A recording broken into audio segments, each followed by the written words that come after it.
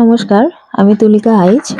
আমাদের এখন এসআইআর এর ফর্ম ফিল আপের কাজ চলছে এবং বিএলও আমাদেরকে এই ফর্মটা দিয়ে যাচ্ছেন এবং আমাদেরকে এই চার্টটাকে ডাউনলোড করে নিতে হচ্ছে 2002 এর যে নির্বাচন তালিকার যে চার্ট, সেইটা নির্বাচক তালিকার যে চার্ট সেইটা আমাদেরকে ডাউনলোড করে নিতে হচ্ছে।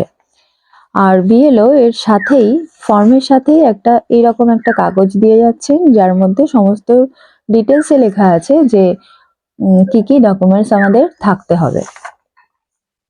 তো আমি কোনো রকম দেরি না করে আমি ফর্ম ফিল আপের যে পদ্ধতিটা সেটা বলে দিচ্ছি। এইভাবে আমি আপনাদের সবার পাশে থাকতে চাই, কারণ আমার আশেপাশে অনেকেই আছেন তারা ফর্ম ফিল আপ করতে পারছেন না। তারা আমার সঙ্গে কন্ট্যাক্ট করেছিলেন এবং আমি নিতান্তই দুঃখিত যে আমি তাদেরকে ফর্মটা ফিল আপ করে দিতে পারিনি আমার সময়ের অভাবে। তো আমি আমার বাড়ির ফর্মগুলো ফিল আপ করেছি এবং সেগুলোকে আমার যে বিএলও স্যার আছেন তাকে দিয়ে চেক করিয়েছি। তো তাই জন্য আমি চাই যে আপনাদেরকে একটু বলে দিই পদ্ধতিটা। এইভাবে আমি আপনাদেরকে পাশে থাকতে চাই। আচ্ছা, ফর্ম যেটা ফিল আপ করতে হবে সেটা হচ্ছে এইটা। তো প্রথমে দেখুন, উপরে লেখা থাকবে ভারতের নির্বাচন কমিশন গণনার ফর্ম এবং তার সাথে নিচে সমস্ত ডিটেলসটা দেওয়া থাকবে। এখানে যার ফটো আছে তার সমস্ত ডিটেলস এখানে দেওয়া থাকবে। প্রথমেই বলে দিই, আমাদেরকে কালো কালি অথবা নীল কালি যে কোনো একটা কালি ইউজ করতে হবে, অন্য কোনো কালি ইউজ করবেন না। ফর্ম ফিল আপের এটাই নিয়ম। তো এখানে দেখুন, প্রথম যে জায়গাটা আছে সেখানে নির্বাচকের নাম লেখা আছে, এপিক নাম্বার দেওয়া আছে, ঠিকানা দেওয়া আছে। তারপরে আছে ক্রমিক সংখ্যা, অংশ নাম্বার ও নাম, আর বিধানসভা হোক লোকসভা নাম, রাজ্যের নাম, এগুলো দেওয়া আছে। আর ফটোর পাশে যে ফটোটা অলরেডি আটকানো আছে তার পাশে একটা দেখুন সাম্প্রতিক ফটো সাটুন বলে লেখা আছে। এখানে আপনাদের নতুন যে ফটো সেইটা লাগাতে হবে। 1 বছর 2 বছর বা 6 মাস আগের ফটো হলে হবে না। এবার আসি ফর্ম কিভাবে ফিল আপ করবো। জন্ম তারিখ, আমাদেরকে আধার নাম্বার যেটা আছে সেই অনুযায়ী জন্ম তারিখটা দেবেন। আধার নাম্বার ঐচ্ছিক, ঐচ্ছিক মানে হচ্ছে আপনি দিতেও পারেন নাও দিতে পারেন, এখানে আধার নাম্বারটা দেবেন। মোবাইল নাম্বার, যেটা আধার নাম্বারের সঙ্গে জুড়ে আছে, মানে আধার কার্ডে যেই নাম্বারটা আছে সেটাও দিতে পারেন, বা আলাদা আলাদা প্রত্যেকের নাম্বার আলাদা আলাদাও দিতে পারেন, সেটা কোনো সমস্যা নেই। মানে বাড়িতে যদি 5 জন মেম্বার থাকেন তাহলে একটাই নাম্বার ইউজ করতে পারেন, মানে একটাই নাম্বার লিখতে পারেন, অথবা প্রত্যেকের আলাদা আলাদা নাম্বার দিতে পারেন, সেটাতে কোনো প্রবলেম নেই। পিতা বা অভিভাবকের নাম, এখানে পিতার নাম দেবেন। এখানে পিতার যদি এপিক নাম্বার থাকে, মানে হচ্ছে ভোটার আই কার্ডের নাম্বার যদি থাকে তাহলে এখানে দেবেন। মায়ের নাম দেবেন, মায়ের এপিক নাম্বার যদি থাকে দেবেন, না হলে দরকার নেই। যদি থাকে, যে ব্র্যাকেট গুলোতে যদি থাকে করে লেখা আছে, এগুলোতে যদি থাকে তাহলেই দেবেন, না হলে দেওয়ার দরকার নেই। এবার এখানে ভোটার যদি ছেলে হয় তাহলে তার স্ত্রী থাকবে, মানে যদি থাকে তাহলে তার নাম লিখবেন, আর যদি এপিক নাম্বার তার থাকে, মানে স্ত্রীর যদি এপিক নাম্বার থাকে তাহলে সেটা লিখবেন। এবার বলে দিই, এখানে যদি ভোটার মহিলা হয় তাহলে, যদি তিনি বিবাহিত হন তাহলে স্বামীর নাম দেবেন, যদি এপিক নাম্বার থাকে তাহলে দেবেন, না হলে দেওয়ার দরকার নেই। এখানে যদি ভোটার পুরুষ হন তাহলে তার যদি স্ত্রী থাকে তাহলে সেখানে স্ত্রীর নাম দেবেন, যদি এপিক নাম্বার থাকে তাহলে দেবেন, না হলে দেওয়ার দরকার নেই। এবার এটা আপনারা অনেকেই ভাবতে পারেন যে 2002-তে আমার স্ত্রী বা আমার স্বামী বা আমার কারোরই নাম নেই, তাহলে কি করব।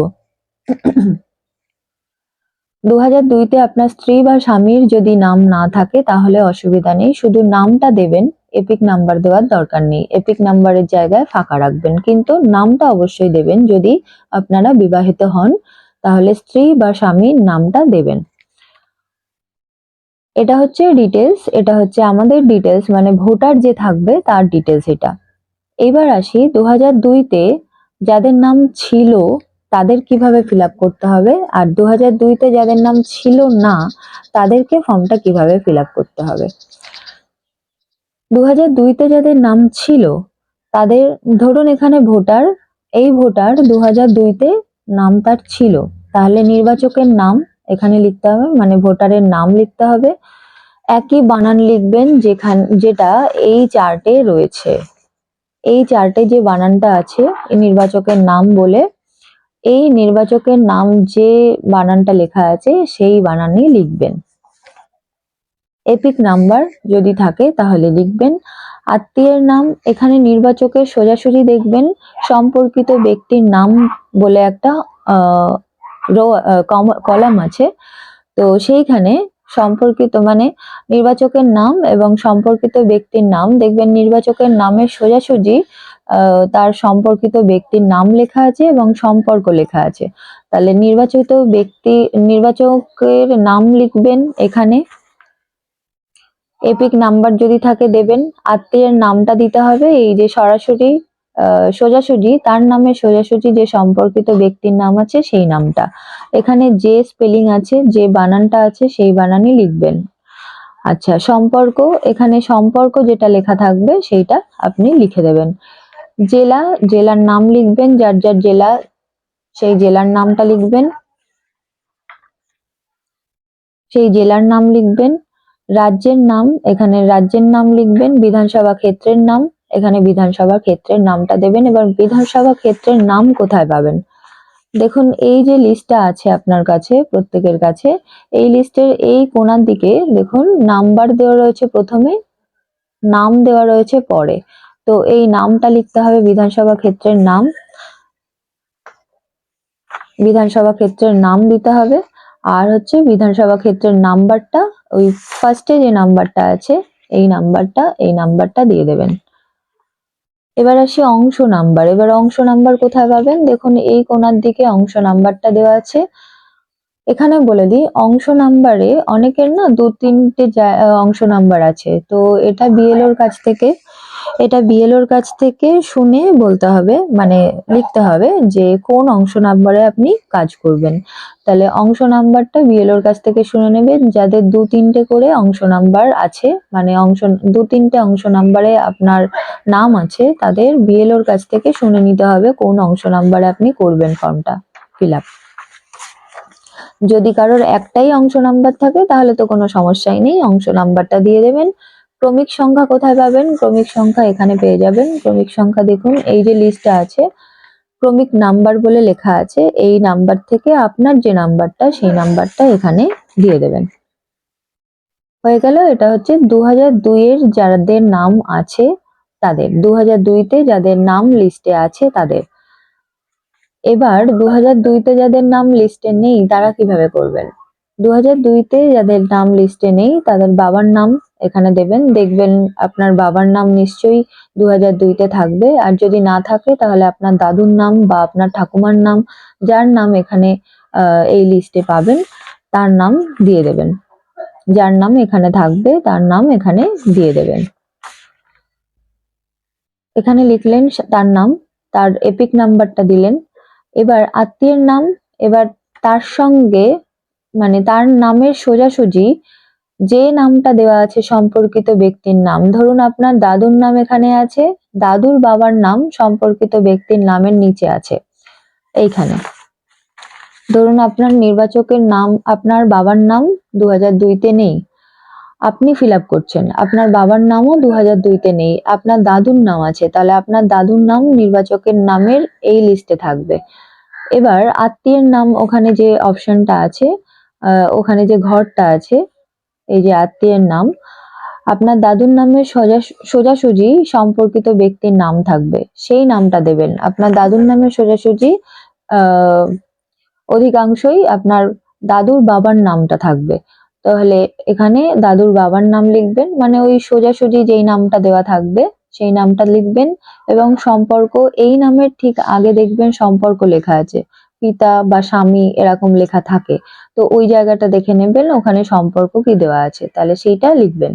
জেলা, আপনার যে জেলা সেই নামটা লিখবেন। রাজ্যের নাম লিখবেন। বিধানসভা ক্ষেত্রের নাম কোথায় পাবেন? একই রকম ভাবে বিধানসভা ক্ষেত্রের নাম এখানে পেয়ে যাবেন এই লিস্টের এই কোণাটায়।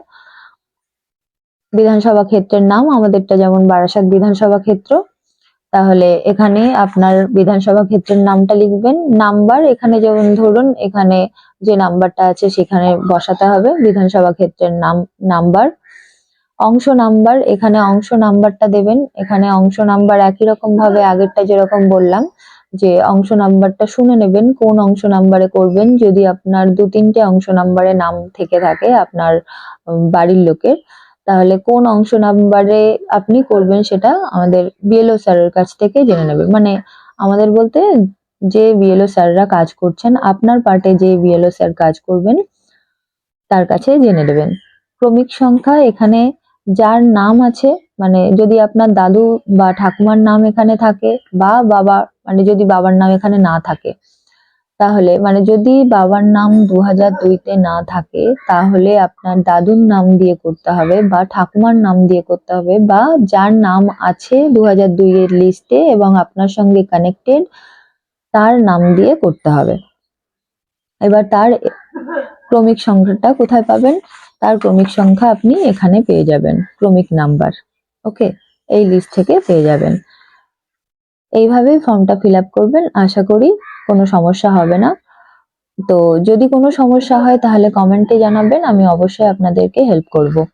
আর আরেকটা জিনিস, এখানে লাস্টে এখানে দেখুন একটা ফাঁকা জায়গা আছে, নিচে লেখা আছে নির্বাচক বা পরিবারের যে কোনো সাবালক সদস্যের স্বাক্ষর।